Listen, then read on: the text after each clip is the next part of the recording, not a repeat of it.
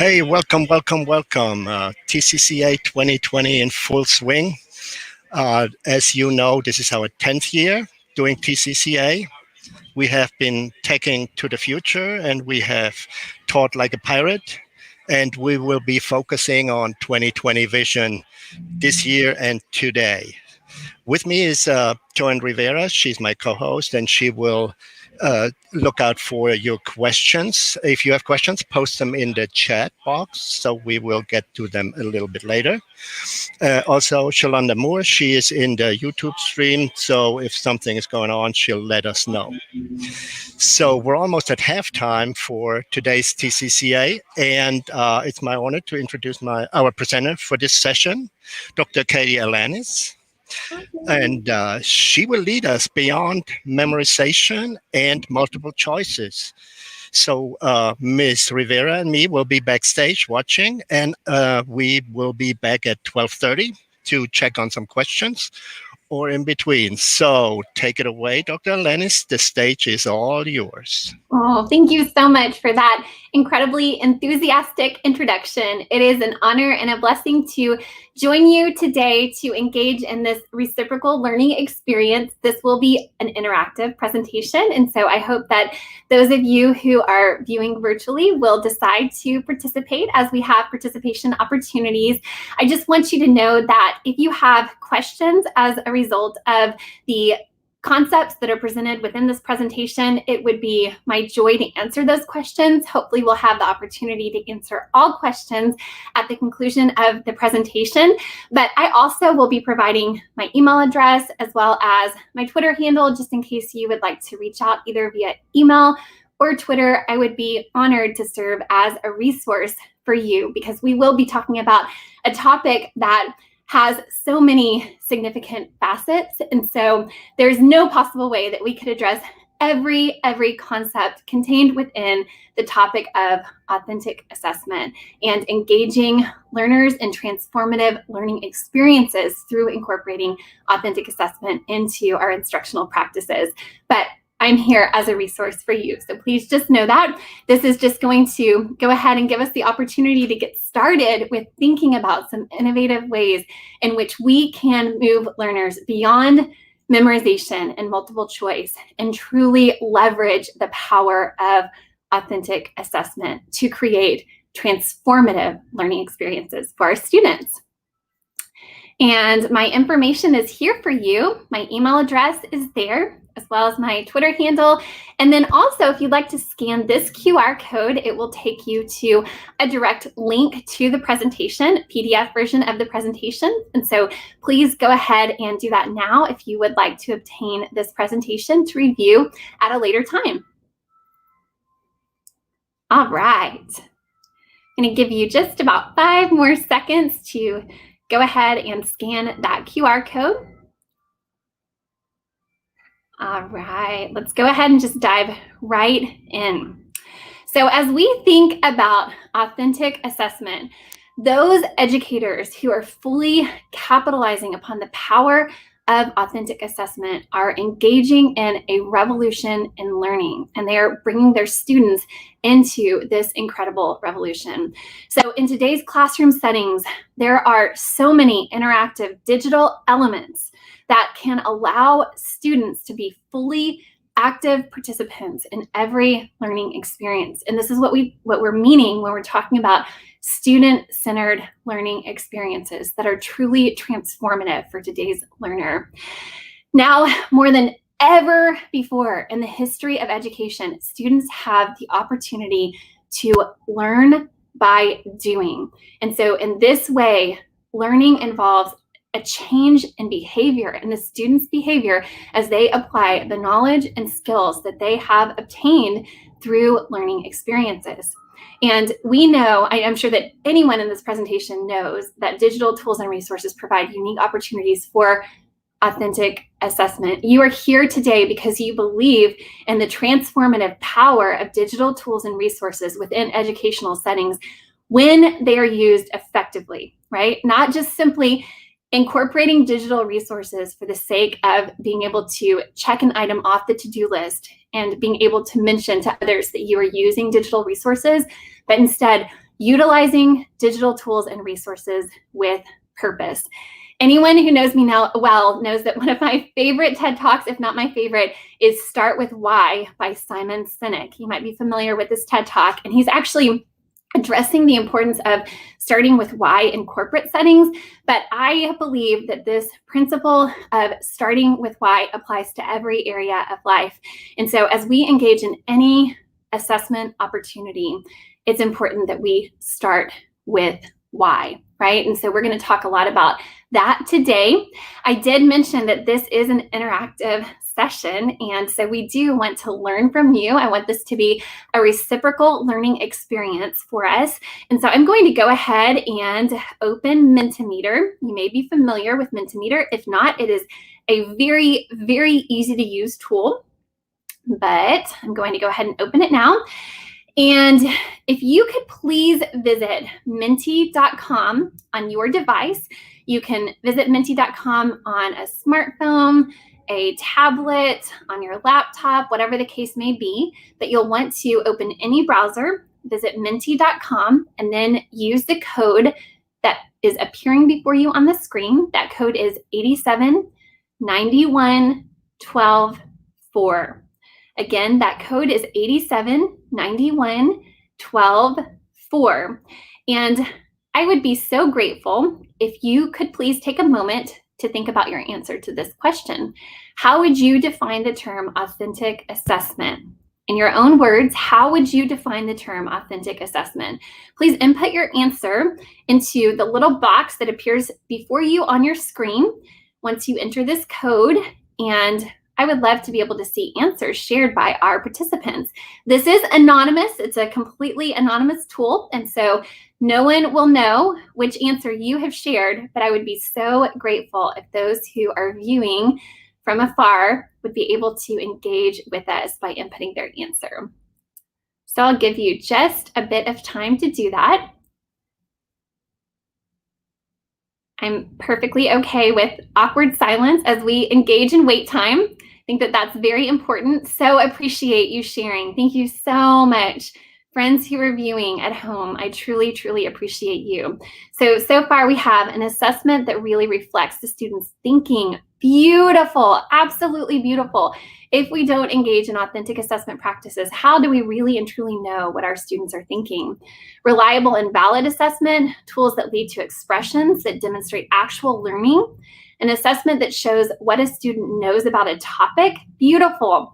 Any way possible that allows someone to share in any way what they know and or have learned. This is excellent, excellent. Thank you for your insightful responses. Allowing the students to have their choice in demonstrating their learning. It more than likely will not include multiple choice. There you go. More than multiple choice, right? Absolutely. Authentic assessment is a tool used to capture data that is specific, connected, specific objectives, and strategic, building on previously learned knowledge and or supportive future instruction. Beautiful.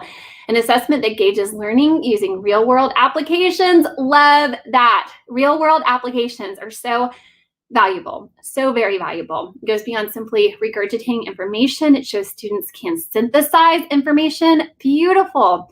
It's a way to assess students in the way it may actually be used in their future lives. Love that. Love that so much. We're going to talk a lot about that actually today.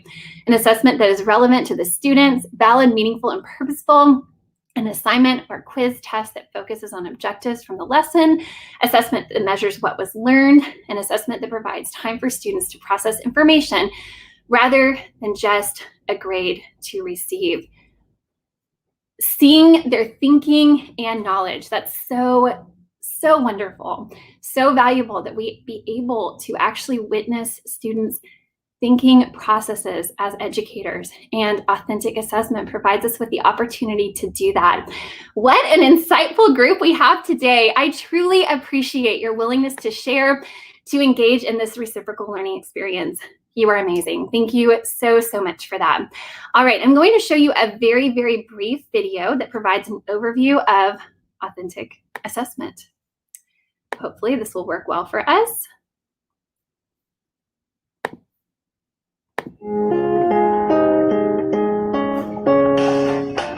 Hello and welcome to Teachings in Education, Authentic Assessments.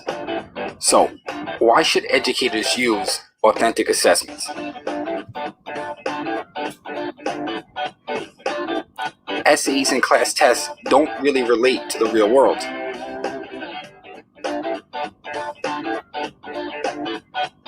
An actual driving test, which is an authentic assessment, is the best way to determine if you're going to be a good driver. Simply passing a written test isn't enough to determine driving ability. Now, how do we incorporate authentic assessments into the classroom? Art class, for example, is based on painting and projects. Art students should be assessed by their artistic talents. The curriculum of many STEM courses today are tailored for authentic assessments. So then, try your best to relate these authentic assessments to real life for students. Give students the opportunity for more lab experiments. Next, higher order thinking skills. Now, writing a column for a school paper requires students to evaluate and dissect information. Authentic assessments such as these challenge students to create and solve problems. So, having students create an anti-bullying commercial would require skills simply beyond recall. You may allow your students' imagination to create their own assessments. Next, they must apply learned knowledge. Overall, we want our students to have successful careers, and all students must one day apply what they learned in school to the work setting. Doctors not only learn anatomy, but they must apply that knowledge to their patients. Real life does not occur in multiple choice questions. Real life does not occur in essays. Lastly, rubrics. Rubrics are mostly tied to authentic assessments. Rubric design may vary, whether it be holistic or objective. Authentic assessments are very subjective in nature, so rubrics are needed to set criteria and to set goals for these authentic assessments. Now, right now, I just want to say thank you for your time. Please share, like, and most importantly, please subscribe to the channel. Thank you. Excellent. So as we watched that video, you probably noticed that the narrator mentions many of the aspects of authentic assessment that you shared about in your responses. For example, you mentioned that authentic assessment is tied to real-world learning in which students are able to demonstrate knowledge and skills that they will actually need to use in later life, not just within the classroom to be successful and to make an A, but later in life, the knowledge and skills they will need within their future professional endeavors. You also mentioned that authentic assessment probably does not include multiple choice. And so my hope is that by the end of our time together today, if you are using many traditional assessment measures, such as multiple choice quizzes and exams, or just simply written essays, you might determine that there are some authentic assessment practices that you could use in place of these more traditional measures to truly transform your students' learning experiences. So let's go ahead and start with the why, as I mentioned a bit earlier, and talk about some objectives for our session today. So we do want to be able to determine as educators whether a learning activity or an assessment meets the desired learning outcome or level of learning expected. It's incredibly important for our students, for them as they're determining whether or not they are reaching the goals that have been set out for them. And so this is number one. We also want to think about an innovative list of some formative and summative assessment types that we can use within our own classrooms. And finally, we want to be able to obtain some new strategies for structuring assessments to enhance our students' learning experiences and to achieve our instructional goals as educators, because we want to be able to deliver the most impactful, meaningful learning experiences possible for our students. All right. So Some fundamentals of assessment. You may be very, very familiar with these fundamentals if you have been an educator for a while, or these may have been some concepts that you discussed in your teacher education program in college that have forgotten about over the years. And so hopefully if you are familiar, this will still be a great refresher for you. And so when we're talking about formative assessment, we're talking about assessment that gathers information in an ongoing manner throughout the course of our time together with our students, whether it's the semester or the year, whatever the case may be. When information is gathered and analyzed at the conclusion of a module, unit, course, it is summative. We want both our formative and our summative assessment measures to be authentic assessments. And sometimes educators have a misconception that only summative assessments can be authentic assessment measures, that formative assessments need to be quizzes, or what should I say, just something more traditional, when in reality, both formative and summative assessments can very easily be authentic assessment measures that greatly impact our students' learning experiences. So the best assessment method is one that appropriately gathers evidence of learning. And several of you mentioned that authentic assessment measures actually capture students' thinking. And so anytime we can capture students' thinking, we are gathering appropriate evidence of learning. Okay, so let me ask you this. Your turn to share again. Can you please name your top 5 assessment types that you have used in class? And we're going back to Menti. We have a new code, I believe, this time. All right, and so if you are still in Menti, if you just want to either open a new tab or refresh and have this new code, the new code is 32 14 45 8. 32 14 45 8. And if you could please just name the top 5 assessment types that you have used in class, that would be amazing. Please know, again, this is anonymous. Don't feel badly if one of your top 5 is a quiz. We've already discussed that this is not an authentic assessment type, but that's completely okay. No judgment. We're here to learn together. So I would just appreciate your honesty. Your top 5, the top 5 that come to mind for you. We're just going to take a little moment.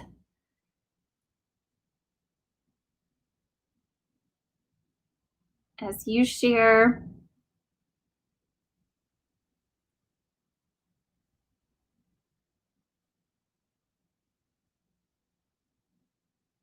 Give you just a little bit of time.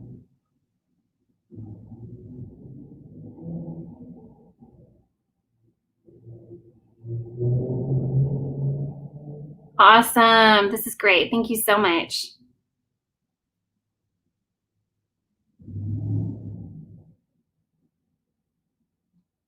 Give you a little bit more time.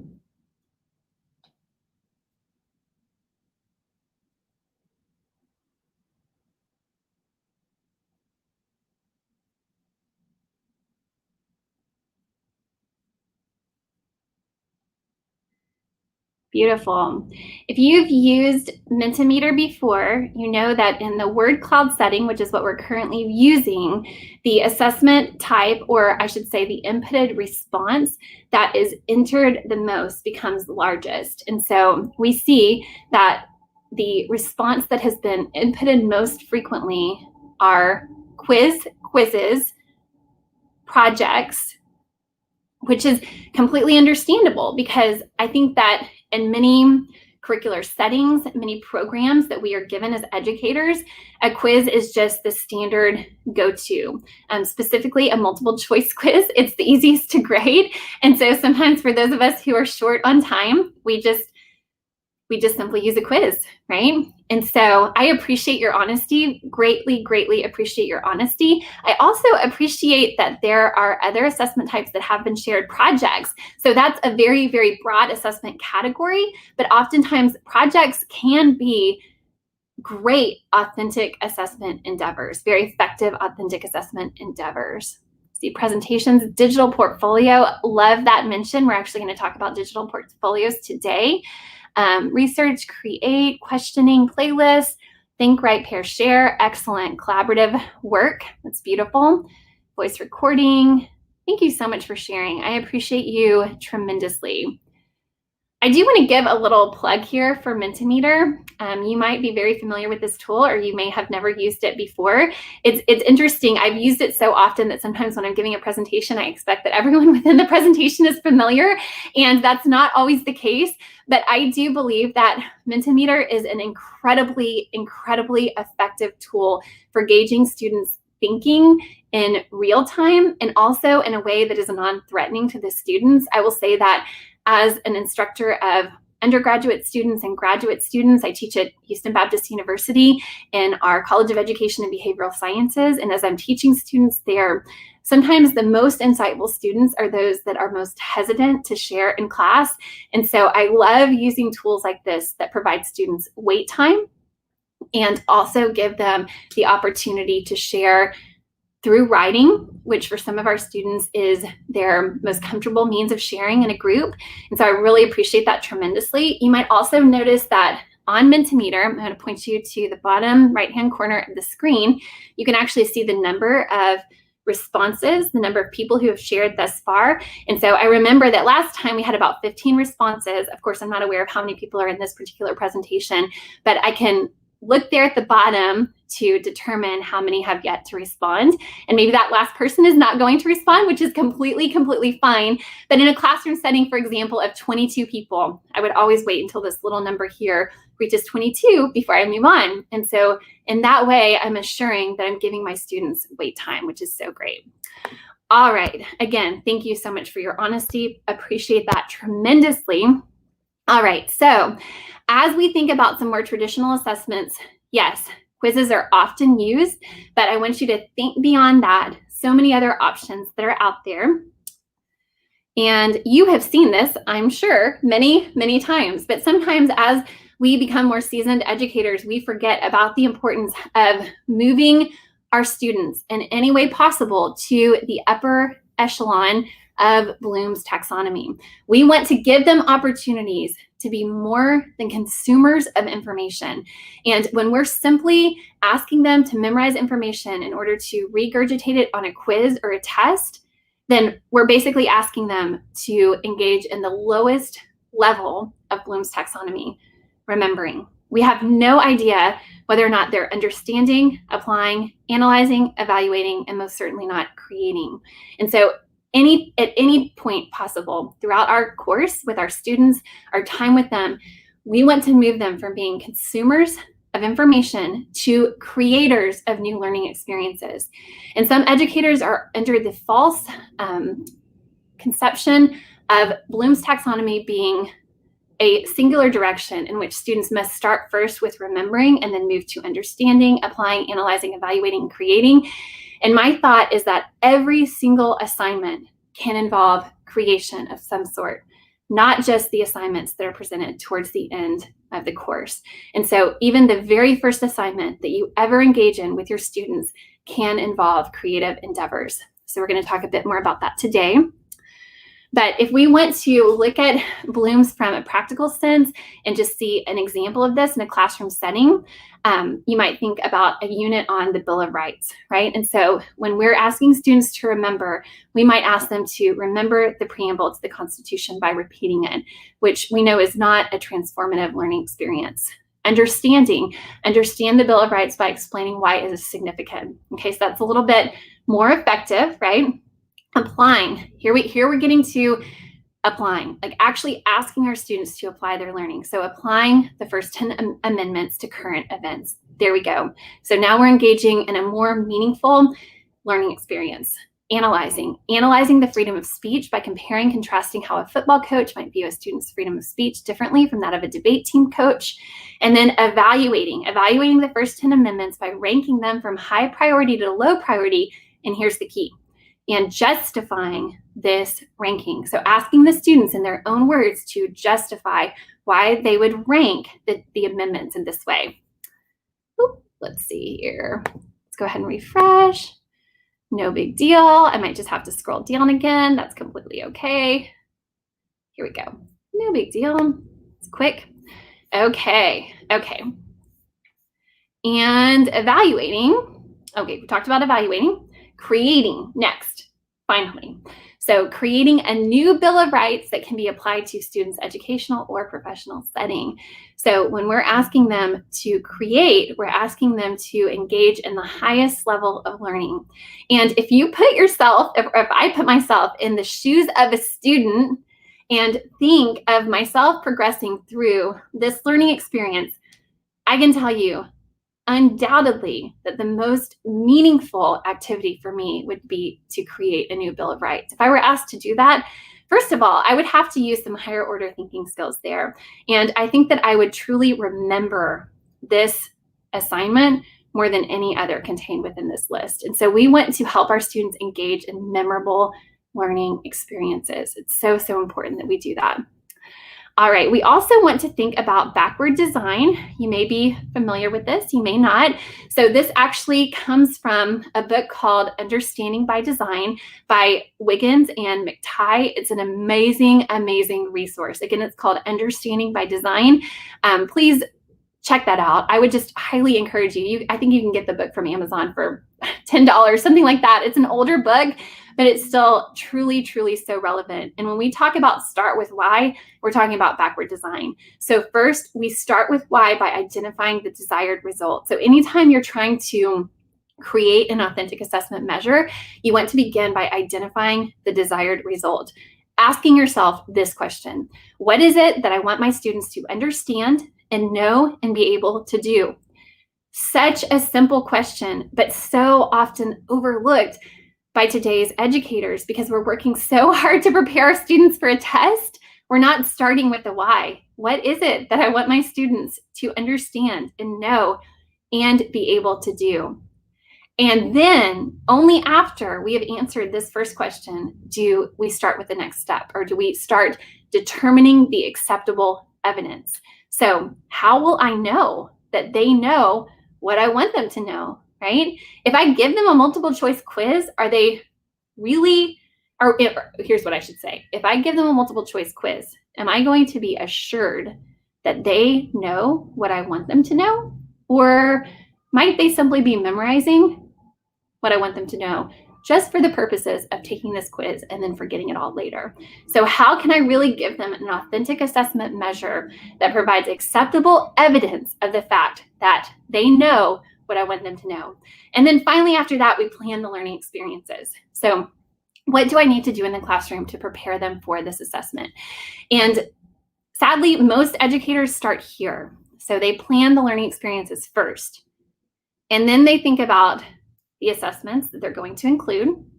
And then they ask themselves, do the students understand and know? And are they able to do what I need them to be able to do? Right? So we always want to start here first. Start with why. Start with why. Again, that's Understanding by Design, Wiggins and McTighe. Amazing resource. Okay, so we want to begin with the end in mind, asking first what students need to understand, know, and be able to do, and then designing assessments that are directly applicable to their everyday lives. So how will the assessment processes impact their personal and professional goals? And how can the assessment products be utilized in the future? Can we help our students to engage in authentic assessment that they can actually utilize in the future? Wouldn't that be amazing? Wouldn't that be amazing? All right. So here are some sample learning objectives. In the interest of time, I'm not going to ask you to enhance or recreate a learning objective that you have within your classroom setting. I'm not going to ask you to do that in Mentimeter, but I would love to challenge you, as I challenge myself, to think about the learning objectives that you have for your students and how can you recreate those learning objectives to more effectively target higher order thinking skills, and then ultimately from there to create authentic assessment practices that will truly transform learning experiences for your students. So you see some examples here in front of you. I'm not going to read them to you, but you see these examples. I would just challenge you, start small. Maybe take 1 or 2 objectives that you know are maybe a bit weak or are not really targeting higher order critical thinking skills, and think about how you might rewrite them so that they're truly targeting the upper echelon of Bloom's taxonomy. All right, so assessment should provide students with opportunities to develop knowledge and skills that they will need for the future. The question is, what will they be doing in the future? We have no idea. We have no earthly idea what they will be doing in the future. Okay, if you think for just a moment of your answer to this question, what are some examples of jobs that exist today that did not exist 15 years ago? You can probably think of at least 2, 3, 4, 5 right off the top of your head, right? For example, who would have known that you could make a viable income by being a social media influencer, or a YouTube video creator, or a digital marketing specialist, right? Or an app developer? Who would have imagined? 15 years ago, we had no idea. But today, those are actually lucrative jobs that people can hold, right? Who knows what jobs our students will have upon graduation from college? Whoever knows, we can't predict. So actually, according to a report published by Dell and the Institute for the Future, this is astounding to me, but 85% of jobs that will exist in 2030 haven't even been invented yet. That's insane. It's mind-boggling to think about this fact. We, as educators, cannot even begin to imagine what jobs our students will hold in the future, but we can help them to develop skills that will be of value in any professional setting. Skills that will be of value in any professional setting. And these skills are referred to as the 6 C's of learning in the digital age. You might be familiar with these 6 C's. If not, I would encourage you from the bottom of my heart to get familiar, because you can't go wrong with these 6 C's. If you are designing objectives and assessment measures that incorporate these 6 C's of learning, you are preparing your students for the future, no matter what job they will take on, right? So if you're helping your students to engage in creative endeavors, character building endeavors, citizenship, digital citizenship, everyday face-to-face citizenship, either one, you're helping to prepare them for the future, no matter what job they will take on. Communication, collaboration, and then the one that's cut off from the bottom is critical thinking, which we've talked quite a bit about today already. But these 6 C's, I would just encourage you with all of my heart, in any possible way, help your students to engage in these 6 C's. Design objectives that encourage the development of these 6 C's. Design authentic assessment measures that encourage them to engage in these 6 C's. So important. All right. So as we think about student engagement, we think about collaboration and social learning. So in any way possible, we want to think about how we can help our students to engage in collaborating with others. We know that no matter what job they take on in the future, they will need to be able to collaborate with others. It would be very rare for them to hold a job in which they're not required to do so, right? And so we want to give them the opportunity to do that. Having group projects and presentations, something interactive, creative, where it's harder to cheat. I'm going to be honest with you, as I'm teaching my students at HBU, I tell them at the outset of every semester that I will promise them that any assignment that they engage in within one of my courses will be an authentic assessment measure. It will be something that is directly applicable to their future professional endeavors, something that they can actually use as teachers. So my undergraduate students, they're going to become teachers. My graduate students, they're already teachers, but something that they can use within their classroom settings, directly applicable. I tell them, you will never feel as though you are spinning your wheels and creating an assignment just for the sake of checking it off the to-do list and earning a grade.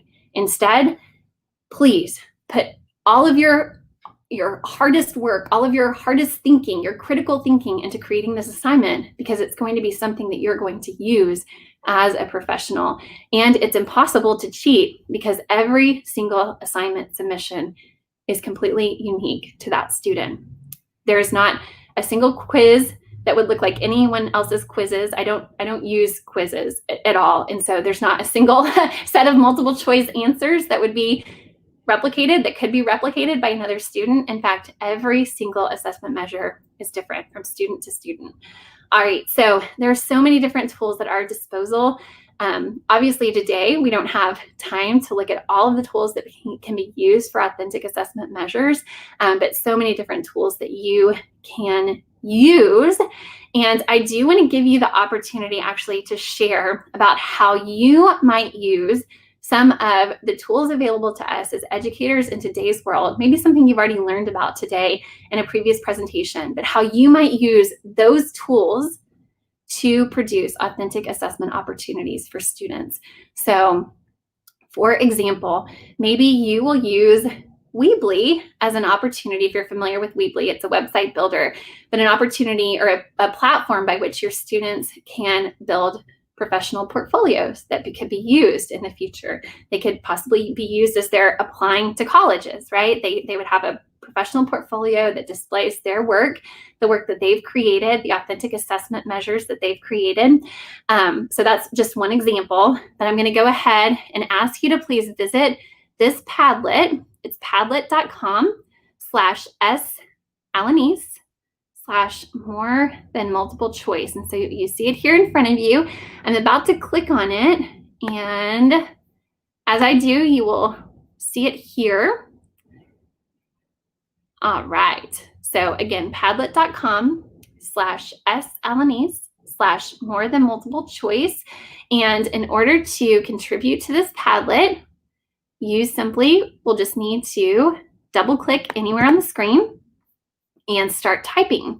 You do not have to add your name unless you just want to do that. But I would love for you to share how you are using digital tools or resources to create authentic assessment opportunities for your students. So I'm going to give you a moment to do that. And as you do, I'm going to show you, let me go ahead. Oh, yay, awesome. Thank you so much. Someone's already sharing. This is great. I so appreciate this interactive group. I'm very, very, very grateful to you. And as you share, we can discuss some of these ideas. I really wanted this to be a reciprocal learning experience and to give you the opportunity to share your insights as an educator. I know that this conference attracts so many incredible educators who are doing so many fabulous things within classroom settings. And so I appreciate you tremendously.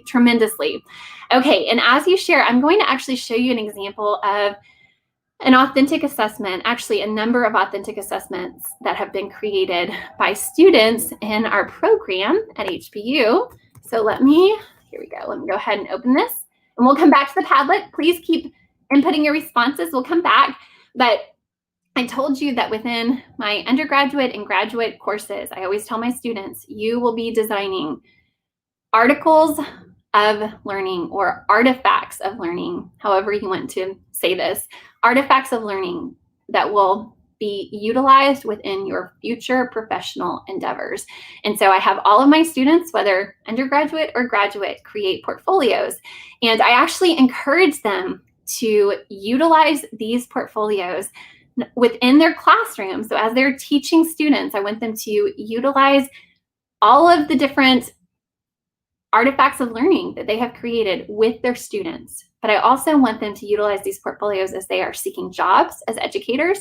And so I always tell them, if you work hard in this portfolio, if you give it your all, if you devote your most creative endeavors to designing this portfolio, this is going to be a masterpiece that you can utilize as you are seeking a job within educational settings, that you can actually put as an item on the signature of your email so that potential employers can just click and see what you're capable of, that you can add to your resume. You can either add the link or a QR code to your resume that would take people basically to this online portfolio. And so I feel that when they know that there's purpose, when we're starting with why, they're very invested in creating these authentic assessment pieces. So this was created by an undergraduate student. She was a sophomore when she created this portfolio. She's given me permission to use it. But we start with why, and we think about the standards that we're working towards. And so the students are focusing on Texas educator standards and addressing those standards as they engage in authentic assessment, as well as technology standards.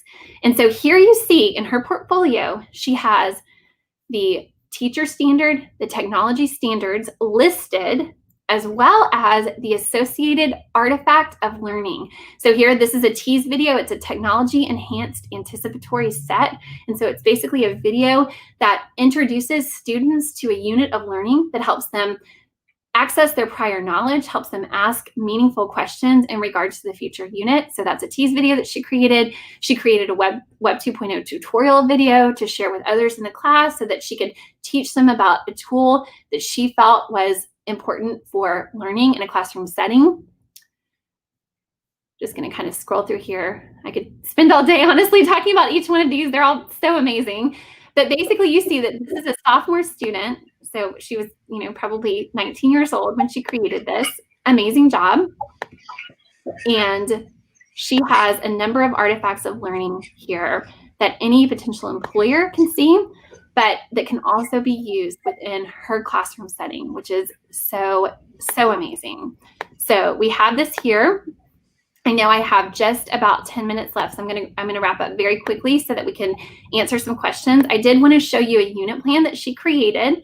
And so again, someone who has never been in the classroom before, but is creating this authentic assessment piece that can be used within a future unit of instruction as she has her own classroom. So she is creating a multidisciplinary unit. Math and ELA objectives are included, essential questions are included, activities are included, and then she has her students engaging in authentic assessment. They are going to create a fraction storybook to demonstrate their knowledge of parts of a whole, equal and unequal parts, and fair shares. And so she's asking her students to engage in the highest level of Bloom's taxonomy by creating. She has resources listed there, but you see that this is just one example of authentic assessment in action. And I find that my students are highly engaged in the course, highly invested in what they are doing and the assessment measures that they are participating in, because they know that what they are creating will be used in the future. And that makes all the difference, all the difference. All right, so I see some great examples here. Bookcreator.com, love it, love it. Students create personal books to show me what they have learned. ClassKick and Flipgrid. Awesome. Okay, love Flipgrid. If you're not familiar, please check it out. It's an easy to use tool, but I love it because it gives students the opportunity to engage in a collaborative learning experience. They're learning from one another. They're also having the opportunity to communicate, oral communication, which some of our students really struggle with. If they're spending all day communicating only through what they're typing into a device, they're not having that opportunity to engage in oral communication practice. And so I think that Flipgrid is absolutely amazing. Awesome. Nearpod, incredible. This is so great. Trying to use OneNote, that's great. Awesome. It's a great way for students to collaborate as they share OneNote with one another and with the teacher. That's excellent. Let's see what else is here. Wix, absolutely love it. So Wix is an alternative to Weebly. If you're not familiar with Weebly, Wix is another great alternative. So many amazing website creators out there, but I would highly recommend Wix or Weebly for website creation. Very easy to use. They're basically just drag and drop programs that allow students to build very professional looking websites. So that's so awesome. I love this. Thank you so much for sharing. I mentioned before that I have included my email address and Twitter handle here. Please reach out to me. I would love to serve as a resource for you. I also just want to give a quick plug for our program at HBU. I'm actually the program coordinator for the Master of Science in Learning, Technology, and Design. It's a brand new program. It is an amazing program. I'm so thrilled, so pumped about this program. And if you are interested in earning your master's degree, it's actually a fully online program. It's only 30 hours. It can be completed in 1 year. And I can promise you that you will engage in many authentic assessment opportunities as you endeavor to earn your master's degree in that program. So please reach out if I can be a resource for you, either in regards to that program or any of the concepts that we have talked about today.